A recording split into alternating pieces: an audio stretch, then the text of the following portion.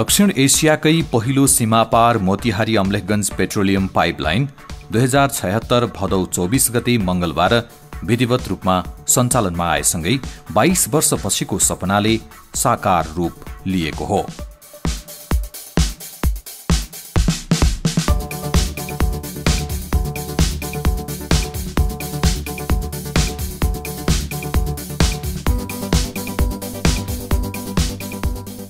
प्रधानमन्त्री केपी शर्मा ओलीले प्रधानमन्त्री कार्यालय सिंहदरबार तथा भारतीय प्रधानमन्त्री नरेन्द्र मोदीले नयाँ दिल्ली स्थित हैदराबाद हाउसबाट भिडियो कन्फरेन्स मार्फत संयुक्त रूपमा स्विच थिचेर उक्त पाइपलाइनको उद्घाटन गर्नुभयो।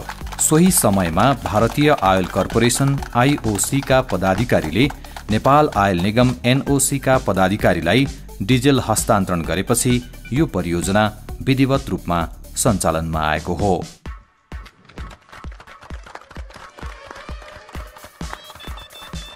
मंगलबार पाइपलाइन मार्फत पहिलो खेपमा भारतको मोतिहारीबाट बाराको अम्लेखगञ्ज स्थित नेपाल आयल निगमको डिपोमा पहिलोचोटि 7000 किलोलिटर डिजेल आइपुगेको छ। नेपाल आयल निगमको अम्लेखगञ्जमा आयोजित एक कार्यक्रममा भारतीय आयल निगम कर्पोरेसन मोतिहारी अम्लेखगञ्ज पाइपलाइन परियोजनाका निर्देशक तथा उच्च अधिकारीहरूले परियोजनाले नेपाल भारतको सम्बन्धलाई अझ प्रगाढ बनाउने विश्वास व्यक्त गरे। साउथ एशिया में ये पहली ट्रांसनेशनल पाइपलाइन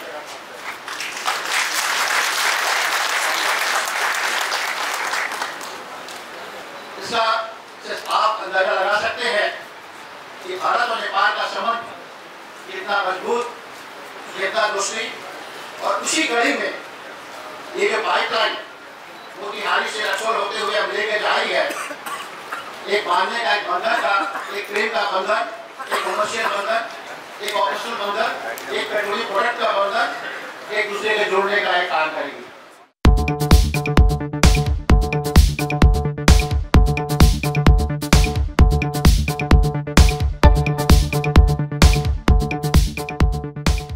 पाइपलाइन बहुआयामिक छ।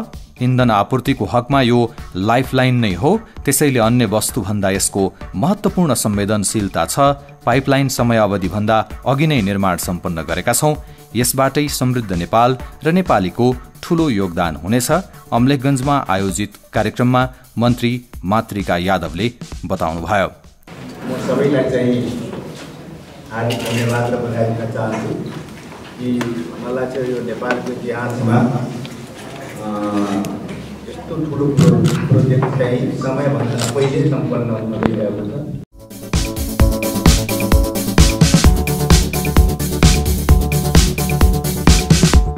सोही अवसरमा नेपाल आयल निगमका कार्यकारी निर्देशक सुरेन्द्र कुमार पौडेलले नेपालको विकासमा भारत सरकारको सहयोग उल्लेखनीय रहेको बताउनुभयो।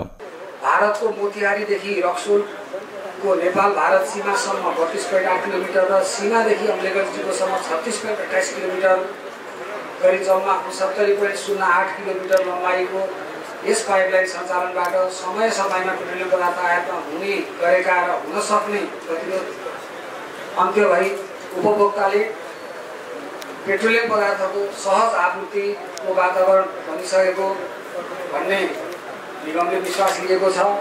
दक्षिण एसियाकै पहिलो अन्तर्देशीय पेट्रोलियम पाइपलाइनको निर्माण सम्पन्न भई सञ्चालन भए पश्चात नेपाल आयल निगम तथा आम उपभोक्ताहरूको सहज तथा अविच्छिन्न रूपमा गुणस्तरीय पेट्रोलियम पदार्थको उपयोग गर्न पाई निगमको समग्र वितरण प्रणाली समेत सफल हुनका साथै सो पाइपलाइनबाट राष्ट्रिय अर्थतन्त्रमा समेत टेवा पुगी सदियौँदेखिको नेपाल भारत द्विपक्षीय मैत्री सम्बन्ध थप प्रगाढ भएको विश्वास निगमको छ।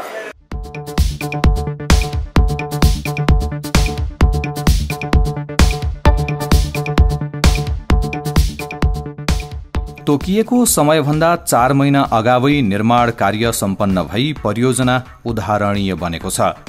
नेपाल आयल निगम र इन्डियन आयल कर्पोरेसनको संयुक्त लागतमा बनेको उक्त परियोजनामा नेपालको 75 करोड रुपैयाँ लगानी रहेको छ। परियोजनामा भारत सरकारको भारतीय रुपैयाँ 4 अर्ब 40 करोड आर्थिक सहयोग रहेको छ। सो पाइपलाइनको कुल लम्बाई 70 किलोमिटर रहेको छ। पाइपलाइनको लम्बाई भारततर्फ 32.25 किलोमिटर र नेपालतर्फ 37.25 किलोमिटर पर्दछ।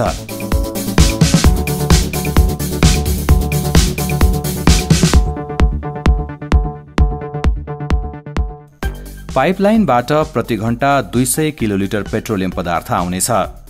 नेपाल आयल निगमको अम्लेखगञ्ज डिपोमा 16,000 किलोलिटर भण्डारण गर्ने ट्याङ्की निर्माण गरिएको छ। पाइपलाइन सञ्चालनमा आएपछि ढुवानी बापत अब वार्षिक रु 2 अर्ब बचत हुने विश्वास लिइएको छ। 1 लिटरको ढुवानी भाडा 2 रुपियाँदेखि लिएर हामीले 5 रुपियाँसम्म बेहोर्थ्यौँ। सबभन्दा के छ भने वार्षिक एप्रोक्स 2 अरब ढुवानी भाडा नै घट्छ र तेल लिन जाँदाखेरि 20,000 तेल लिटर जाँदाखेरि 400 लिटर चाहिँ डिजल बालेर जुन जानु पर्थ्यो इन्डिया, त्यो जानु पर्दैन। त्यो अर्को बचत हो। त्यसपछि के छ भने बाटोमा ट्राफिक जाम, त्यसपछि विभिन्न टाइममा चाहिँ बाटोमा चाहिँ ड्राइभरले तेल चोरी गरे, यो गरे, पिलफिरेज गरे, जुन कुराहरू आउँथ्यो, यी सबै समस्याको समाधान भनेको यही पाइपलाइन हो। अब इन्डियाको डिपोबाट फ्लोमिटरबाट आउँछ, यहाँ फ्लोमिटरबाट रिसिभ हुन्छ। त्यसपछि डिलरले के छ भने यहाँ आफ्नो ट्याङ्करमा क्वालिटी नाजाब गरेर लैजान्छ। त्यसले गर्दा जुन विभिन्न किसिमका कुराहरू छ ती पनि आफै भएर जान्छ र देशलाई राजस्व, अरू एक्सटर्नल खर्चहरू, इन्डियामा गएर दुःख पाउने यी चिजहरू सबै के छ कम भएर जान्छ।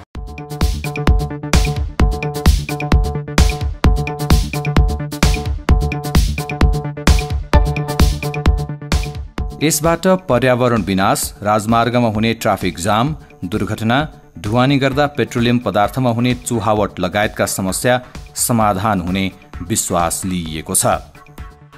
इन्डियन आयल कर्पोरेसनसँग हरेक 5 वर्षको लागि सम्झौता नवीकरण बमोजिम नेपालमा तेल आपूर्ति भइरहेको छ।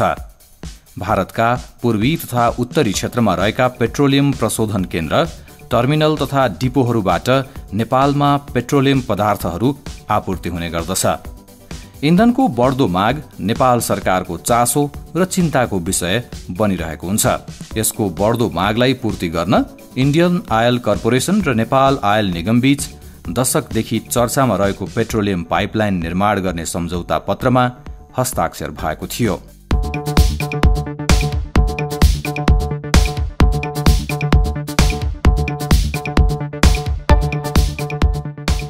Nepal Bharat cross border pipeline निर्माणका लागि सन् 2004 मा भारतको पेट्रोलियम तथा प्राकृतिक ग्यास मन्त्री धर्मेन्द्र प्रधान र नेपालका तर्फबाट तत्कालीन आपूर्ति मन्त्री सुनिल थापा बीच काठमाडौँमा सम्झौता भएको थियो।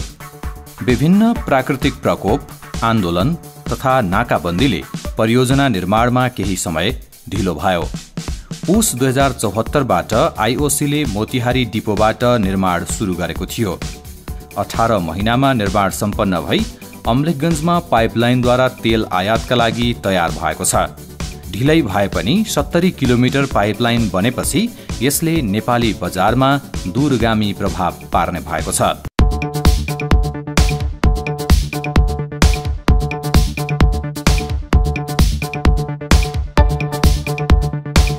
नेपालमा पेट्रोलियम पदार्थको सुनिश्चित, निर्बाध, किफायती, गुणस्तरीय तथा वातावरण मैत्री आपूर्ति कायम गर्न मोतिहारी अम्लेखगञ्ज पेट्रोलियम पाइपलाइन परियोजनाको परिकल्पना गरिएको हो। पाइपलाइन उद्घाटनपछि भारतीय दूतावासद्वारा जारी विज्ञप्तिमा भनिएको छ, रक्सोल, वीरगञ्ज नेपाल र भारतबीचको प्रमुख व्यापारिक नाका हो। पाइपलाइनबाट इन्धन आपूर्तिसँगै दुई देश बीचको व्यापारिक नाकाहरूमा ट्याङ्कर तथा ट्रकहरूको आवागमनमा कमी आउने अपेक्षा गरिएको छ।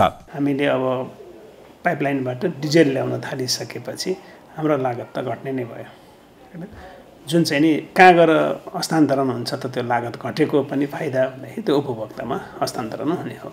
त्यसैले प्रत्येक दिन चाहिँ नि हामीले अलिकति मात्रै लागत घटाउन सक्यौँ भनेदेखि त्यसले चाहिँ नि फाइदा चाहिँ नि आम जनतालाई पनि पुग्छ र अनि आयोजना सम्पन्न भयो भनेदेखि त त्यसबाट हुने अरू बहुआयामिक जति पनि फाइदाहरू छन् त्यो गर्न सकिन्छ भन्ने हिसाबमा चाहिँ नि अलिकति टिमवर्क र त्यो डेडिकेसनले चाहिँ काम गरेको थियो। त्यसैले केही कुरोहरू अरू आयोजनाहरूको सिकाइ, केही कुरोहरू नवीनतम प्रविधिको प्रयोग र केही कुरोहरू चाहिँ नि यो सकेसम्म छिटो सक्न सक्यो भनेदेखि यो आम उपभोक्तासम्म समेत यसको चाहिँ नि हस्तान्तरण सिधा त्यो फाइदा चाहिँ सिधा हस्तान्तरण हुन्छ भन्ने कुरो चाहिँ लागेर गरिया हो र त्यसको नतिजा पनि देखियो नि। जुन दिन पाइपलाइन उद्घाटन भयो त्यही दिन हामीले डिजेल र मट्टितेलको मूल्य चाहिँ नि 2 रुपियाँले घटाउन पनि सक्यौँ र त्यसले हुँदाखेरि केही व्यवस्थापन लागतहरू हुन्थ्यो नि त्यो व्यवस्थापन लागतहरूमा पनि कमी आयो। अब ट्याङ्करको व्यवस्थापन त्यत्तिकै हिसाबमा गर्नु परेन ट्याङ्करको व्यवस्थापनमा भइरहेको लागत जुन खर्च लाग्थ्यो त्यो समेत घटाउन सकिएको कारणले गर्दाखेरि पेट्रोलमा पनि घटाउन सक्यौँ। त्यसैले गर्दाखेरि यसको जुन फाइदा हुन्छ नि त्यो फाइदा त थोरै नेपाल आयल निगमलाई पक्कै भयो होला तर आम रूपमा त कसलाई भयो भन्दाखेरि जनतालाई भयो त्यो कुरोहरू ट्रान्सफर गर्न सकियो।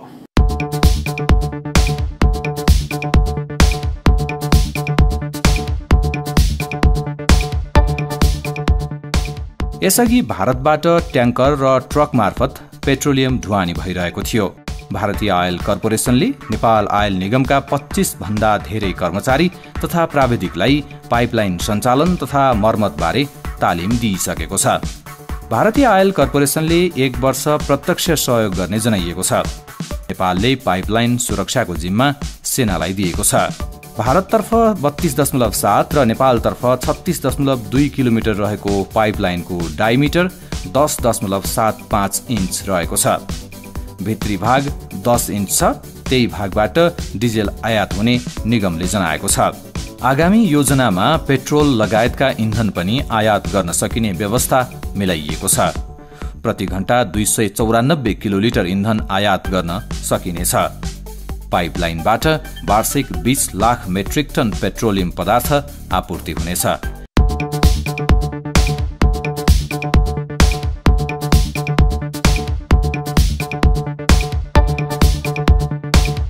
इन्धन आपूर्तिमा पाइपलाइन 24 घण्टा सञ्चालन हुनेछ।